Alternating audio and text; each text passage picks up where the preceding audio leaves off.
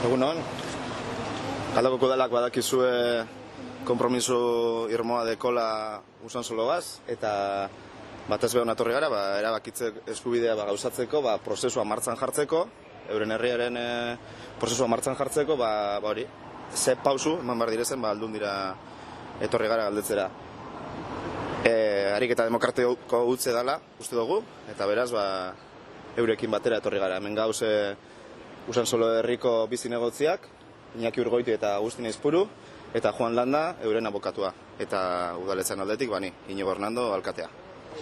Direko pausu izango zen plenoak onartzea, prozesua martxan jartzea. Hori izango zen lehenengo pausu, eta horretako hainbat baldintza bete beharko direz, eta aldun dira etorri gara, baldintza horiek bete daitezen galdetzera, eta ia zeintzuk direzen, berme horiek.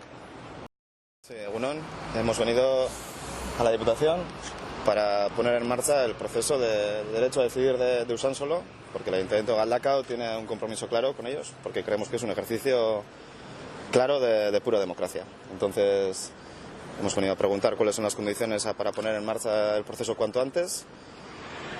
Nos acompañan Agustin Aizpuru, Iñaki Urgoiti, que son los concejales de Usansolo Herria, y Juan Landa, su abogado. Y eso, comentar que... ¿Qué habéis encontrado? Ahora vamos atrás, todavía no hemos entrado. Estáis así en el pre. Sí. ¿Y qué confiáis encontrar?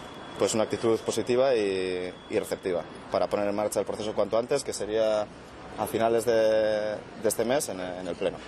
Y sin más dilaciones, pues empezar lo que sería poner en marcha el proceso y crear las comisiones para llevar a cabo su proceso de derecho a decidir.